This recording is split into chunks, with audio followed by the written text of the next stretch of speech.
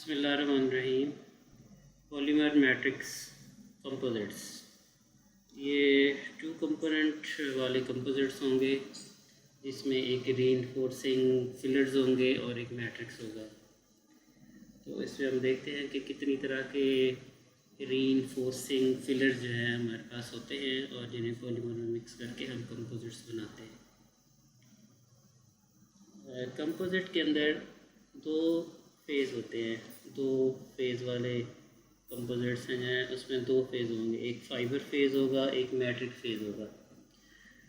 जो fibre phase है ये विस्कस की फॉर्म में, फाइबर्स की फॉर्म में और वॉइस की फॉर्म में हो सकते हैं। A small diameter fiber is much stronger than the bulk material. अगर बल्क मटेरियल है, पॉलीमर है, उसके कंपैरिजन में अगर कोई स्मॉल डायमीटर फाइबर है तो वो बहुत ज़्यादा स्ट्रॉन्गर होगा। The probability of fracture decreases with decreasing specimen volume. अगर उसी मैट्रिक्स का फाइबर बना दिया जाए तो वो बहुत ज़्यादा स्ट्रॉन्गर होगा और उसमें फ्रैक्चर की प्रोबेबिलिटी डिक्रीज़ होती जाती है as by decreasing the specimen volume. जितना उसका वॉल्यूम कम होता जाएगा डायामीटर का, उसमें फ्रैक्चर की प्रोबेबिलिटी डिक्रीज़ होती जाएगी। मींस के फाइबर उतना ज़्यादा स्ट्रॉन्ग होता जाएगा जितना उसका स्पेसिमेन का वॉल्यूम डिक्रीज़ होता जाएगा। The materials used for reinforcing fibres have high tensile strength. Matrix के अंदर जो रीइंफोर्सिंग फाइबर्स या फिलर्स यूज़ होते हैं उनकी टेंसाइल स्ट्रेंथ काफ़ी ज़्यादा होती है, क्योंकि कंपोजिट के अंदर मैट्रिक्स ने अपना लोड ट्रांसफ़र करना होता है फाइबर्स के ऊपर या फिलर के ऊपर, तो लिहाजा फिलर को काफ़ी स्ट्रॉन्ग होना चाहिए, उसकी टेंसाइल मॉडुलस ज़्यादा होना चाहिए, उसकी टेंसाइल स्ट्रेंथ ज़्यादा होनी चाहिए। On the basis of diameter and character, fibers are grouped into three different classifications. Fibers को तीन हिस्सों में डिवाइड किया गया है। इसमें एक विस्कर्स हैं, फाइबर्स हैं और वायर्स हैं। तो तीन तरह के फाइबर्स होंगे on the basis of diameter and characteristics. Whiskers are very thin single crystals that have extremely large length to diameter ratio. Viscous का जो डायमीटर है वो बहुत ही ज़्यादा थिन होता है, फिर वो सिंगल क्रिस्टल के बने होते हैं और उसमें लेंथ टू डायमीटर रेशो बहुत ज़्यादा है। लेंथ टू डायमीटर रेशो का मतलब है लेंथ की वैल्यू बहुत ज़्यादा है as compare to the diameter.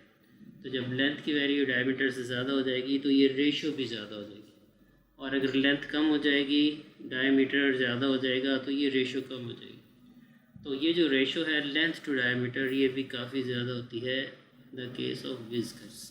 यानी विस्कस ऐसी थिन फाइबर्स हैं जो सिंगल क्रिस्टल होते हैं और उनकी लेंथ काफ़ी ज़्यादा होती है as compare to their diameter.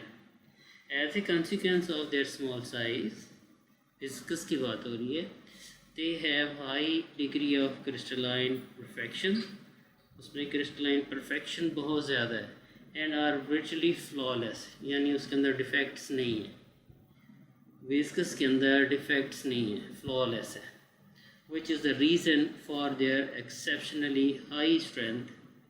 They are among the strongest known materials. Strongest known materials के विस्कस बनाए जाते हैं और ये फ्लॉलेस हैं, क्रिस्टलाइन होते हैं और उनमें डिग्री ऑफ क्रिस्टलिनिटी बहुत ज़्यादा होती है। In spite of these high strengths, whiskers are not used extensively as reinforcing medium. Reinforcing medium के तौर पे यूज़ नहीं किए जाते because they are extremely expensive. इसके मीडियम नहीं बनता, इसका फिलर बनेगा। विस्कस का मीडियम नहीं बनेगा, इसका फिलर बनेगा। मैट्रिक्स नहीं बनेगा इन मटेरियल का और ये फिलर बनेगा। It is difficult and often impractical to incorporate whisker into a matrix. Whisker materials include graphite, silicon carbide, silicon nitride and aluminium oxide. ये विस्कस की एग्जाम्पल्स हैं। Materials that are classified as fibers are either polycrystalline or amorphous. दूसरी type fibre की से हम कहते हैं fibres, और ये पॉलीक्रिस्टलाइन होंगे या फिर अमॉर्फस होंगे, सिंगल क्रिस्टलाइन नहीं होंगे और फ्लॉलेस भी नहीं होंगे. And have small diameters. Fibrous materials are generally either polymers और सिरामिक्स. तो ये पॉलीमर्स के भी हो सकते हैं फाइबर्स और सिरामिक्स के भी हो सकते हैं. फॉर एग्जांपल पॉलीमर में एरामिड्स स्पेशल फाइबर्स होते हैं, glass, carbon, boron, aluminium oxide and silicon carbide. ये फाइबर्स की एग्जांपल्स हैं. फाइन वायर्स, तीसरी टाइप फाइबर की वो है फाइन वायर्स. दूसरी फाइबर्स और तीसरी fine wires. Fine wires have relatively large diameters. इनका डायमीटर ज़्यादा है as compared to fibers and viscous. Typical materials include steel, molybdenum and tungsten. Steel, molybdenum और टंगस्टन की वायर्स बनाई जाती हैं, फाइबर्स और विस्कस नहीं बनाए जाते हैं. Wires are used as radial steel reinforcement in automobile tyres. इनके जो वायर्स हैं, टंगस्टन की वायर्स या स्टील के जो वायर्स हैं, ये गाड़ियों के टायर्स के अंदर यूज़ होती हैं. इन्फ्लामेट वाउंड रॉकेट केसिंग के अंदर and in the wire wound high pressure hoses. और ये होसेस को बनाने के लिए जिसमें वो हाई प्रेशर होसेस होते हैं, उनके लिए भी स्टील वायर्स वगैरह या मोलिब्डेनम वायर यूज़ होती हैं. दूसरा फेज़ है कंपोजिट के अंदर मैट्रिक्स फेज़. एक फेज़ था फाइबर फेज़ और दूसरा फेज़ है matrix phase. The matrix phase of fibrous composites may be metal, polymer or ceramic. Fibre phase तीनों में से हो सकता है. मेटल का भी फाइबर, पॉलीमर का भी मैट्रिक्स फेज़ हो सकता है और सिरामिक का भी मैट्रिक्स फेज़ हो सकता है. In general metals and polymers are used as matrix. आमतौर पे मेटल्स और पॉलीमर्स को यूज़ किया जाता है as a matrix because some ductility is desirable. क्योंकि मैट्रिक्स को क्या होना चाहिए, डक्टाइल होना चाहिए, ब्रिटल नहीं होना चाहिए, बल्कि क्या होना चाहिए, डक्टाइल होना चाहिए, सॉफ्ट होना चाहिए, फ्लेक्सिबल होना चाहिए.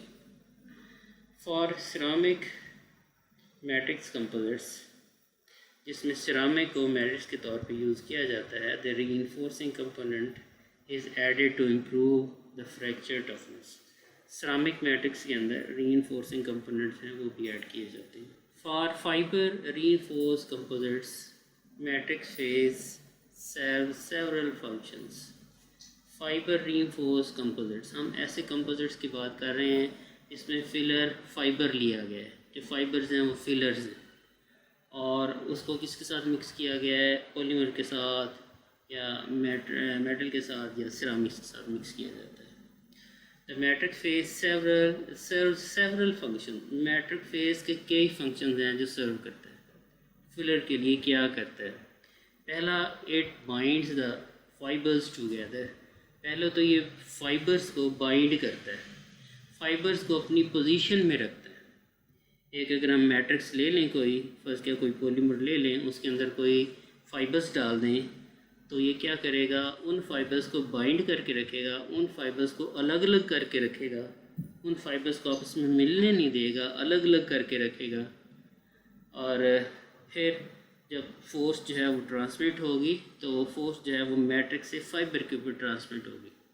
इट बाइंड्स द फाइबर्स को बाइंड करता है. जब हम मैट्रिक्स के अंदर फिलर्स डालते हैं तो ये फाइबर्स को बाइंड करता है and act as a medium by which externally applied stress is transmitted and distributed to the fibres. Matrix का एक काम ये है कि जब इसके ऊपर फोर्स लगाई जाए तो वो फोर्स फाइबर तक ट्रांसमिट करता है. देखिए दो काम इसने कर दिए. एक तो उसने क्या, फाइबर्स को बाइंड कर दिया, इकट्ठे रखा, एक ही जगह पे रखा, एक ही कंपोजिट के अंदर रखा, और फिर जब उस कंपोजिट के ऊपर फोर्स लगाई जाए तो मैट्रिक्स उस फोर्स को ट्रांसमिट करेगा फाइबर्स के ऊपर. और फाइबर्स का यंग मॉडुलस भी ज़्यादा है, इलास्टिक मॉडुलस भी ज़्यादा है उसका, और टेंसाइल मॉडुलस भी ज़्यादा है. लिहाजा वो जो कंपोजिट है वो काफ़ी ज़्यादा स्ट्रॉन्ग बिहेव करेगा. Only a very small portion of the applied load is sustained by the matrix phase. वो कंपोजिट के ऊपर जितनी फोर्स लगाई जाती है उस फोर्स का थोड़ा सा पार्ट मैट्रिक्स फेज अपने ऊपर बियर करता है, बाकी सारा का सारा जो लोड है वो फाइबर को ट्रांसमिट कर देता है। The matrix should be ductile, matrix को डक्टाइल होना चाहिए। जो मैट्रिक्स है वो ब्रिटल नहीं होगा बल्कि कैसा होगा, डक्टाइल होगा, फ्लेक्सिबल होगा। The elastic modulus of the fibre should be much higher than that of the matrix. ये भी हमें पता है कि जो फाइबर्स हैं ये स्ट्रॉन्ग होंगे, इलास्टिक मॉडुलस भी इनका ज़्यादा होगा, यंग मॉडुलस उनका ज़्यादा होगा और टेंसाइल स्ट्रेंथ भी इनकी ज़्यादा होगी।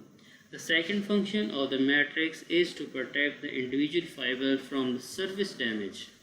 ये सरफेस डैमेज से भी बचाता है, ये इसका काम है। एक तो इसका ये काम है कि फाइबर्स को अपनी जगह पे रखना, अलग अलग पकड़ के रखना, और फिर कंपोजिट के ऊपर जब फोर्स अप्लाई की जाए तो उस फोर्स को फाइबर के ऊपर ट्रांसमिट करना। और दूसरा इसका जो फंक्शन है वो ये है कि प्रोटेक्ट करना from the surface damage, surface damage से प्रोटेक्ट करना फाइबर को। मैट्रिक्स के अंदर जो फिलर डाला हुआ है, मैट्रिक्स उस फिलर को सरफेस डैमेज से बचाता है क्योंकि उसने उसको कवर किया होता है। As a result of mechanical abrasion, इसमें मैकेनिकल एब्रेशन यानी मैकेनिकल फ्रिक्शन और केमिकल रिएक्शन विद इन्वायरमेंट वो बचाता है ताकि मैकेनिकल फ्रिक्शन डायरेक्ट फिलर के ऊपर ना आए और कोई केमिकल रिएक्शन डायरेक्ट फिलर के ऊपर ना आए, तो फिलर को ये प्रोटेक्ट करता है। दूसरा इसका जो काम है वो इसको सरफेस डैमेज होने से बचाता है। सच इंटरेक्शंस में introduce surface floss capable of farming cracks. अब ये जो इंटरेक्शंस हो रही हैं, या केमिकल रिएक्शन हो सकता है या कोई मैकेनिकल एब्रेशन हो सकती है, इन इंटरेक्शन के नतीजे में सरफेस फ्लॉस प्रोड्यूस हो सकते हैं which may lead to failure at low tensile stress level. ठीक है, अगर मैट्रिक्स फिलर को सरफेस डैमेज होने से ना बचाए तो फिर हो सकता है कि लो टेंसाइल स्ट्रेस के ऊपर भी आपका कंपोजिट जो है वो फेलियर पे चला जाए, फ्रैक्चर पॉइंट पे चला जाए। Finally the matrix separates the fibres, और तीसरा उसका काम ये है कि फाइबर्स को अलग अलग रखता है, उनको एग्लोमरेट नहीं होने देता। ये उसने 3 फंक्शन बताए हैं कि फाइनली मैट्रिक्स जो है वो फाइबर्स को अलग अलग रखता है, उनको एग्लोमरेशन होने से बचाता है। यानी अगर आपने एक ग्लास फाइबर है, दूसरा ग्लास फाइबर है, तीसरा ग्लास फाइबर है, तो तमाम ग्लास फाइबर्स को इकट्ठे नहीं होने देना बल्कि मैट्रिक्स ने अलग अलग करके रखना है, बीच में उसने स्पेस देनी है।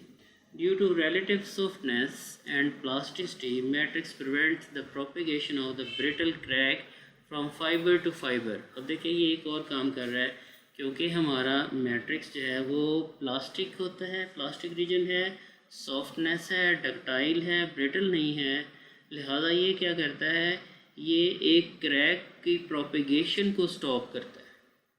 मतलब अगर एक कहीं क्रैक पड़ गया है एक्सटर्नल फोर्स की वजह से, तो उस क्रैक को आगे नहीं जाने देता, उस क्रैक को एक फाइबर से दूसरी फाइबर तक नहीं जाना देता, विच could result in disastrous failures.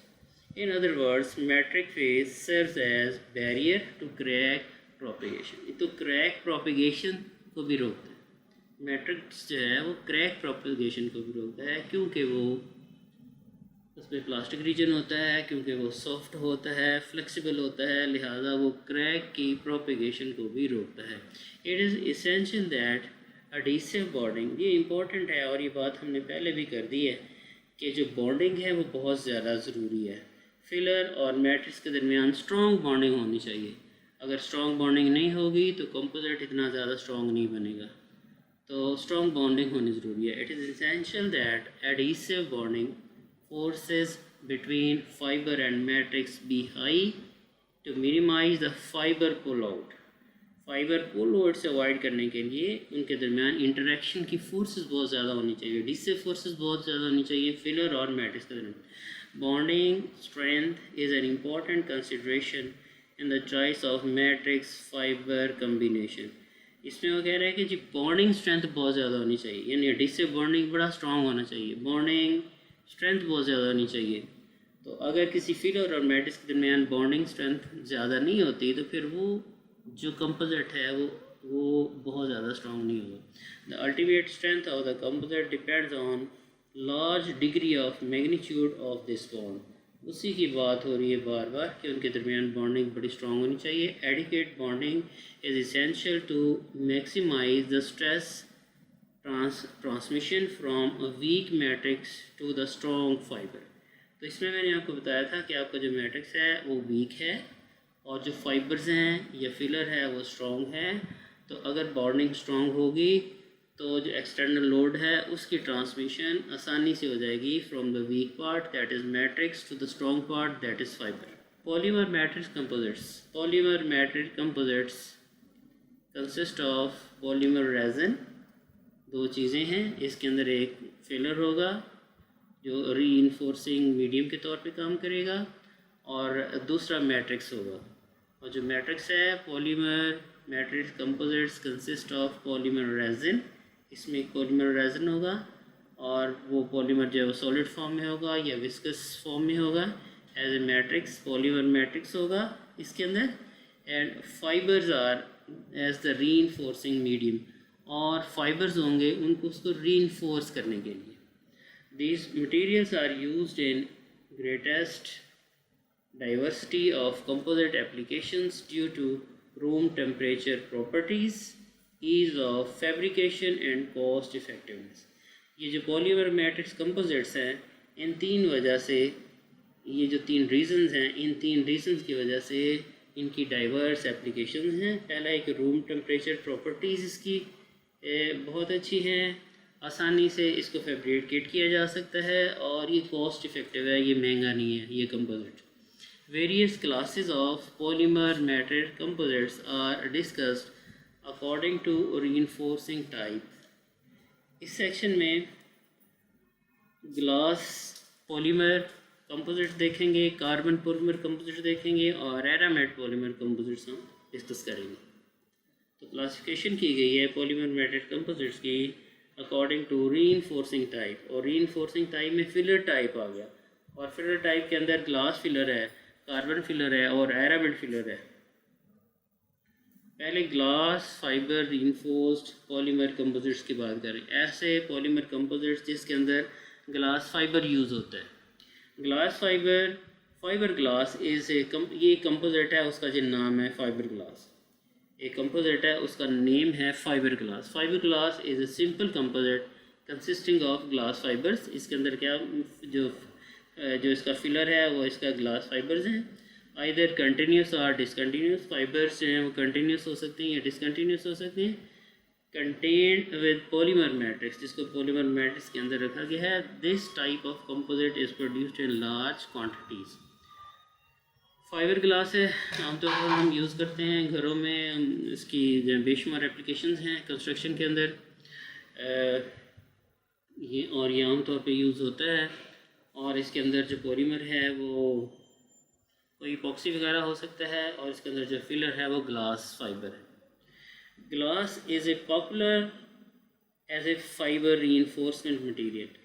Glass filler जो है वो पॉपुलर रीइंफोर्समेंट मटीरियल है फॉर सेवरल रीज़न. उसकी क्या रीज़न है कि जो ग्लास फाइबर है उसको हम क्यों लेते हैं, उसकी कई एक रीज़न है. उसमें एक रीज़न कहता है it is easily drawn into high strength fibres from molten state. Glass की मोल्टन स्टेट से आसानी से इसे हाई स्ट्रेंथ फाइबर्स बनाए जा सकते हैं. आसानी से कि मोल्टन स्टेट से आसानी से ग्लास फाइबर्स बनाए जा सकते हैं ग्लास से. इट इज़ रेडिली अवेलेबल, आसानी से मिल जाता है. And may be fabricated into glass reinforced plastic economically. आसानी से मिल जाता है और सस्ता मिल जाता है, सस्ता तौर पे मुहैया हो जाता है using a wide variety of composite manufacturing techniques. तीसरा ये कि as a fibre it is relatively strong. Strength इसकी काफ़ी ज़्यादा है. And when embedded in the plastic matrix it produces a composite having a very high specific strength. और इसकी specific strength बहुत हाई हो जाती है जब हम इसे किसी प्लास्टिक के साथ एम्बेड कर देते हैं या मिक्स कर देते हैं. When coupled with various plastics it possesses a chemical inertness that reduces the composite useful in a variety of corrosive environment. और ये कहता है कि when coupled with the various plastics it possesses a chemical inertness ठीक है, that reduces the composite useful in A variety of corrosive environment. तो इसको corrosive environment में भी इसको यूज़ किया जाता है क्योंकि ये केमिकली इनएक्टिव है विद द इन्वायरमेंट। जहाँ पे क्रोजिव इन्वायरमेंट होता है वहाँ पर ये केमिकली इनएक्टिव होता है, लिहाजा इसको यूज़ किया जाता है।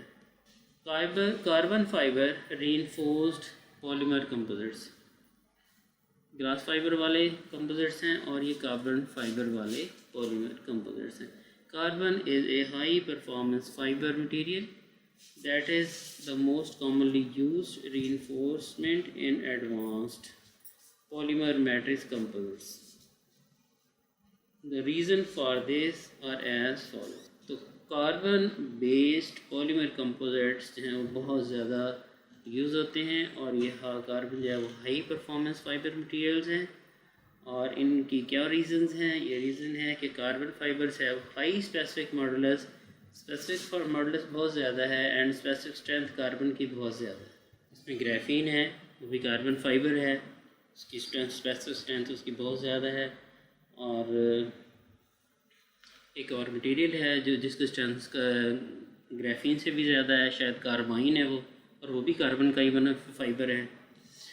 तो कार्बन के जो फाइबर्स हैं इनका मॉडुलस और स्ट्रेंथ इसकी सबसे ज़्यादा है अभी तक जो हमने फाइंड किए।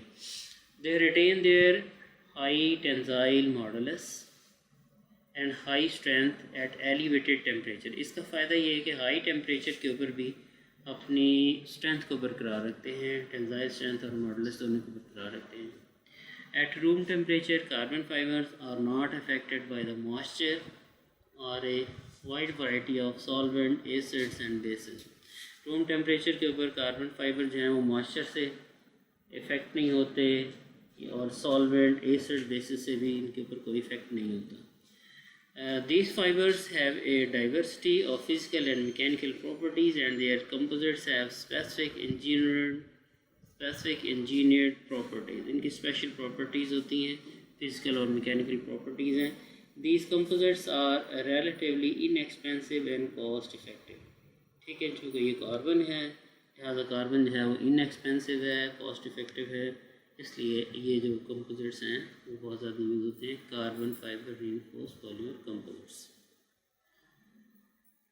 अब एक फ़ाइबर है जी, स्पेशल फ़ाइबर है, मैन मेड फ़ाइबर है, एरामिड फ़ाइबर। पहले तो हम इस एरामिड फ़ाइबर के बारे में पढ़ लेते हैं कि ये है क्या चीज़, फिर हम इसको पॉलीमर में डाल के तो इसके कंपोजिट्स हम बना सकते हैं।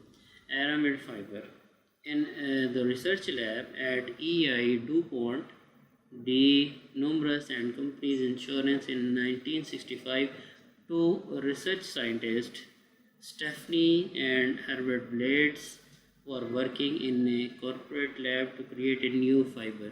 ये दो साइंटिस्ट हैं जनाब, एक स्टेफनी है और एक ब्लेड है। तो इन्होंने एक नया फाइबर क्रिएट किया है जिसे हम कहते हैं aramid fibre. The technology they developed and enhanced strength was lightweight and very flexible। ये जो टेक्नोलॉजी है जिससे ये न्यू फाइबर बना है, एरामिड फाइबर है, ये बहुत ही लाइट वेट है और बहुत ही स्ट्रेंथ इसकी हाई है और बहुत फ्लेक्सिबल है। The new fibre called Kevlar, इसका नाम क्या है? केवलार। ये केवलार एरामिड फाइबर है। could be offered in many different forms. One of the most popular use of Kevlar came in the form of bullet resistant vest। तो इसकी bullet proof jackets बनाई जाती हैं केवलार की, that police officers have relied on for over 25 years। एक special किस्म का fibre इन दो साइंटिस्ट ने बनाया है 1965 के अंदर, और इससे बुलेट प्रूफ जैकेट्स वगैरह बनाई जा सकती हैं जो कि बहुत ही लाइट वेट है और फ्लेक्सिबल बहुत ज़्यादा है, और उसके साथ इसकी जो मैकेनिकल स्ट्रेंथ है वो बहुत ज़्यादा है। The greatest attribute of the fibre was strength. It provides in a very light weight form. Greatest इनकी स्ट्रेंथ है, that was both comfortable and gave a wide range of movement to the officer। तो इसका फ़ायदा ये है कि ये comfortable है, बहुत ज़्यादा फ्लेक्सिबल है और ये ऑफिस को मूव करने में बहुत ज़्यादा आसानी है। ये नहीं है कि ये हार्ड है और बंदा ये पहन के ये जैकेट बंदा मूव ही नहीं कर सकता और हिल ही नहीं सकता और दौड़ ही नहीं सकता, तो ऐसी बात नहीं। This discovery came from a very chemically similar compound called Nomex. The creation of this fiber gave birth to the thermal technology, which combined heat and flame resistant properties along with advanced textile characteristics. ये जो Kevlar है इसकी वजह से एक thermal technology ने बरत दिया है और इसमें हीट रेजिस्टेंट चीज़ें बनाई जा सकती हैं। फ्लेम रिटार्डिंग कंपोजिट्स या मटेरियल्स बनाए जा सकते हैं जो हीट को और फ्लेम को रेजिस्ट करती हैं और टेक्सटाइल्स के अंदर इनका बहुत ज़्यादा यूज़ है इस fibre. The production of aramid fibre known under their trademark name Kevlar and Nomex. तो इसका जो एरामिड फाइबर्स हैं इनको हम जानते हैं केवलार के नाम से, ट्रेडमार्क रजिस्टर्ड नेम है, और नोमेक्स है। Have unique and beneficial properties. These two aramids are similar in basic structure and are sometimes produced in the same production plant. The difference in their structure, Kevlar is para-aramid and while Nomex is meta-aramid. An aramid is a polyamide where at least 85% of the amide bonds are attached to aromatic rings. Aramid fibers are high strength, high modulus materials. The first aramid produced was called Nomex, introduced by DuPont in 1961. They are specially desirable for their outstanding strength to weight ratio, which are superior to those of metals. तो metal से ये superior हैं, इनकी strength to weight ratio बहुत ज़्यादा है। Strength to weight ratio का मतलब है इसकी स्ट्रेंथ बहुत ज़्यादा है और इसका वेट बहुत कम है। तो स्ट्रेंथ टू वेट रेशियो बहुत ज़्यादा है एज़ कम्पेयर टू मेटल्स। तो यही वजह है कि इसे बुलेट प्रूफ जैकेट्स वगैरह बनाने के लिए यूज़ किया जाता है। Aramid fibre reinforce polymer composites. अब यही फाइबर जो हैं वो पॉलीमर्स के अंदर डाल के हम कंपोजिट्स बना सकते हैं। Mechanically these fibres have longitudinal tensile stress. अब इसका जैसे लॉन्गिट्यूडनल टेंसाइल स्ट्रेंथ इसकी बहुत ज़्यादा है एंड टेंसाइल मॉडुलस भी बहुत ज़्यादा है, that are higher than that those other polymer fibre materials. However they have relatively weak in compression. इनका कंप्रेशन जो है वो वीक है लेकिन इनकी टेंसाइल स्ट्रेंथ बहुत ज़्यादा है। कंप्रेस करें तो इतना ज़्यादा स्ट्रॉन्ग नहीं है, लेकिन अगर इसको टेंसाइल हैं, आउटवर्ड फोर्स लगाएं, इसको खींचें, इलोंगेट करें तो फिर ये बहुत ज़्यादा स्ट्रॉन्ग है। In addition this material is known for its toughness. Impact resistance इसकी बहुत ज़्यादा है, यानी अगर आपको इसको हिट करेंगे तो हिटिंग रेजिस्टेंस इसकी बहुत ज़्यादा है। And resistance to creep and fatigue failure. और ये क्रीप और फटीग फेल जो हैं उनके लिए भी रेजिस्टेंस काफ़ी ज़्यादा है इनकी। क्रीप का मतलब है tendency of a solid to deform under constant load. Tendency of a solid to deform under constant load. Constant load के साथ डिफॉर्म होने की टेंडेंसी को क्रीप कहते हैं। और फटीग क्या चीज़ है? टेंडेंसी और deformation under cyclic load. Cyclic load का मतलब है लोड को आपने एक दफ़ा डाला, फिर हटा दिया, फिर दूसरी दफ़ा डाला, फिर हटा दिया, फिर लोड दिया, फिर हटा दिया। तो साइक्लिक लोड में फटीग आ गया और ये जो कांस्टेंट लोड है उसके अंदर क्रीप आ गया। तो ये क्रीप और फटीग दोनों की जो रेजिस्टेंस है वो बहुत ज़्यादा है। इम्पैक्ट रेजिस्टेंस भी बहुत ज़्यादा है, टफनेस भी इसकी बहुत ज़्यादा है, टेंसाइल स्ट्रेंथ भी इसकी बहुत ज़्यादा है, टेंसाइल मॉडुलस भी इसका बहुत ज़्यादा। Even though the एरामिड्स are thermoplastic हैं, they are resistance to combustion के लिए भी हैं। कंबशन का मतलब है फायर रिटार्डेंट है and stable at high temperatures. The temperature range over which they retain their high mechanical properties is between -200 degrees Celsius and 200 degrees Celsius. यानी -200 से 200 डिग्री सेल्सियस तक इनकी जो है वो मैकेनिकल प्रॉपर्टीज़ बहुत हाई हैं। Chemically they are susceptible to degradation by strong acid and base. सिर्फ स्ट्रॉन्ग एसिड और बेस ही इसके ऊपर जो है इफेक्ट करता है, but they are relatively inactive in other solvents and chemical. सिर्फ स्ट्रॉन्ग एसिड और बेस जो है वो इसको डिटोरिएट कर सकते हैं। The aramid fibres are most often used in composites having polymer matrices. तो इनको आम तौर पे एरामिड को पॉलीमर मैट्रिक्स के अंदर ही यूज़ किया जाता है। कॉमन मैट्रिक्स मटेरियल और इपॉक्सीज एंड पॉलिएस्टर्स। तो इसको इपॉक्सीज के साथ और पॉलिएस्टर्स के साथ, ये पॉलीमर्स हैं, इनके साथ इनको यूज़ किया जाता है। Typical application of these aramid composites are in plastic products. Plastic products का मतलब है bullet proof vest and armour. Armour का मतलब प्रोटेक्टिव कवर्स हैं। ये प्रोटेक्टिव ग्लव्स भी हो सकते हैं जो यूज़ हो सकते हैं, डिफरेंट इन्वायरमेंट के अंदर यूज़ हो सकते हैं। जैसे इसको जो हीटर रेजिस्टेंस हो सकती है, या फिर इसको फायर रिटार्डेंट के तौर पे यूज़ हो सकते हैं। तो ये प्रोटेक्टिव ग्लव्स हैं, इससे बनाए जा सकते हैं। Sports goods, tyres, ropes, missile cases and pressure vessels and as a replacement of asbestos in automobile brakes and clutch lining and gaskets. तो इनको ऑटोमोबाइल के अंदर एस्बेस्टॉस के, यानी जो एक मिनरल है जो कि यूज़ होता है थ्रू ऑटोमोबाइल ब्रेक्स और उसके पूरे सिस्टम्स के अंदर, तो उसको भी चूँकि ये टॉक्सिक है लिहाजा इसको रिप्लेस किया गया है विद एरामिड फाइबर्स।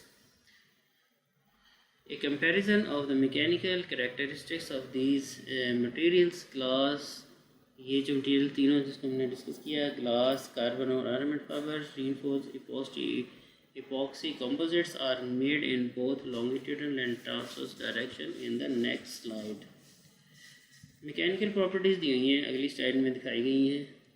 एक कंपैरिजन दिया हुआ है और इन कंपैरिजन में आप देख लें, ये ग्लास है और ये कार्बन के हैं और ये एरामिड है। यहाँ पर आप वैल्यूज़ देख सकते हैं। स्पेसिफिक ग्रेविटी आप देख लें तो स्पेसिफिक ग्रेविटी जो है वो एरामिड की सबसे कम है। स्पेसिफिक ग्रेविटी कम होने का मतलब है कि बहुत ही लाइट वेट है।